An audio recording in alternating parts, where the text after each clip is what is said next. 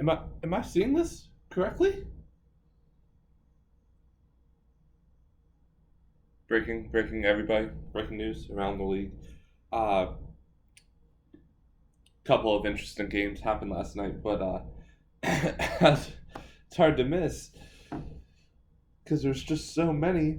I need to point out James Harden went 1 for 17. 1 for 17, if I'm reading this correctly. 1 for 17 from 3 point range last night versus the Oklahoma City Thunder. 1 for 17.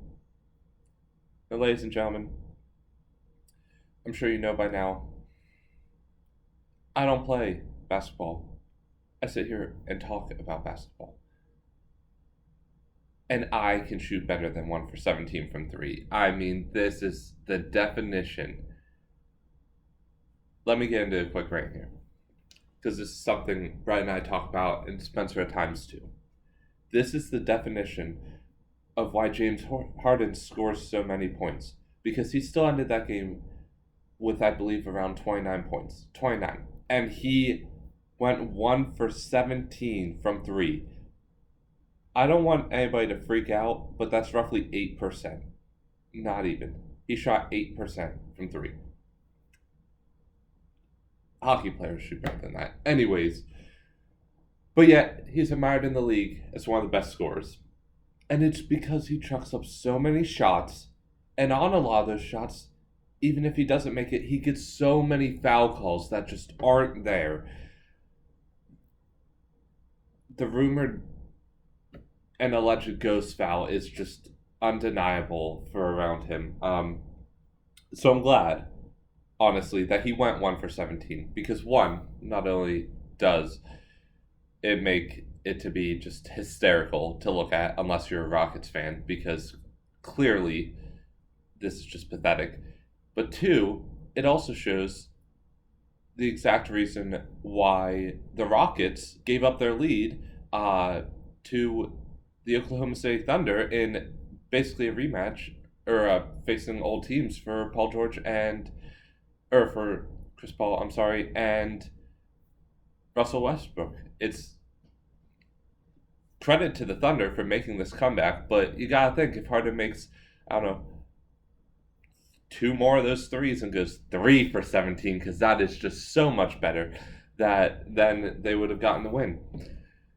Okay, guys, I'm Victor. I'm here with you for Top Chair Basketball here on Tuesday to talk some NBA, as I'm sure you figured out by now. We don't do promos here. Not at all. But anyways, I'm going to focus a lot on the games last night, because the Russell Westbrook one and James Harden one stood out to me so much. I just wanted to go over those as I did. And now, the other game I want to talk about, I actually sent out a couple of tweets about it yesterday from our Top Chatter account. Please follow our account on Twitter. We're going to try and start doing more daily stuff and live tweets as things arise, not just tweeting about videos. But if you saw Twitter, or if you follow the NBA at all and checked anything this morning or stayed up for last night, you saw Damian Lillard be Dame, and it was one of the best games of his career. Points-wise, it was the best game of his career. He set a new personal best for points in a game. He also broken the franchise record and set a new franchise record for points in a game at 61. While James Harden shot 1 for 17 from three in his game, Damian Lillard shot something like 15 for 30. I believe it was slightly over 50% by the end of the game. And they weren't easy shots. It hit a point where Golden State was on almost a full court press versus Dame. The minute he hit half, they had 1 to 2 people on him. And he was just pulling up from his range because he wanted an open shot. He didn't care how deep it was. Or he would go up right to the line just about, and in some of the best defense I watched all night, still just drain threes. There's nothing else those defenders could have done for Golden State. And sadly for Golden State, but how sad is it? They blew I believe they led that game at by 12 in the third quarter, close to the start of the fourth. They led by 8 going into the fourth, I believe. And on the road, they drop another one. They still only have 3 road wins on the year, the worst team in basketball. But yeah, this is only the only reason they lost this game is because of Dame. I believe at one point the game, the Trailblazers had 70 points, and they said Dame had 35 of them. He basically, when it was all said and done, had almost half of the team's points. This game would go on to OT, and the Trailblazers would pull away towards the end of the OT. They actually went down on a 6-0 run in favor of the Warriors to start overtime, and yet they came back. They won by 5, with the last 2 just being free throws by Damian Lillard. He dominated. He just dominated. And this just goes to show why, even if you're just getting into basketball and you have only 1 or 2 teams you like watching, you need to try and start watching other games in the league, because I don't watch many games other than the Sixers. At least I didn't used to. But to see those players like Luka Doncic and LeBron before LeBron retires, although it probably won't be for a few more years, and Giannis and Dame, it's just, you need to see the other exciting players in the league. And Steph, when he's healthy even. Some of them, and I guess Harden. But although some of them can have these egos, I mean, it's some players just develop egos because they're so good. But not even all of them have these egos, and you just need to see what they're like and watch them play just in a normal game up while you can and while they're in their prime. And the last thing I want to do, pardon the coffee break for a second,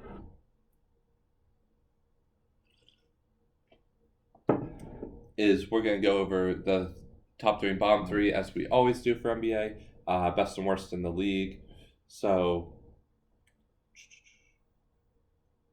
sorry about that. So best in the league is still the Bucks at 39-6.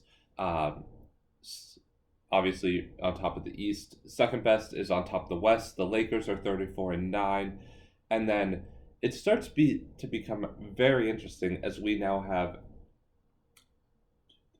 3 teams in the West and 1 team in the East, all tied for third at 30-13. And yeah, not even 1 game separates the 2nd through 4 in the West, with it being the Nuggets, Jazz, and Clippers all tied at 30-13, and the Heat in the East are also tied with them for 3rd overall in the league at 30-13. It'll be interesting to see how that plays out. And then worst in the league after dropping last night are the Golden State Warriors at 10-35. Second worst with a game in hand are the Atlanta Hawks at 10-34, so half game up on the Warriors. And then third worst in the league is the Cleveland Cavaliers at 12-32. So as we've seen, these 3 teams have been pretty much in the bottom the whole year. That's not going to change anytime soon, unless maybe some miracle happens. And yeah, let us know who you think the bottom 3 teams will be at the end of the year. Comment below, comment, smash that subscribe button on this video. Brett and I will be with you here tomorrow to talk some hockey. And the hats are just going to rain down because this was an exciting week in the hockey world for the NHL.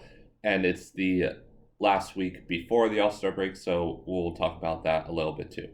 Thanks for tuning in, guys. See you tomorrow.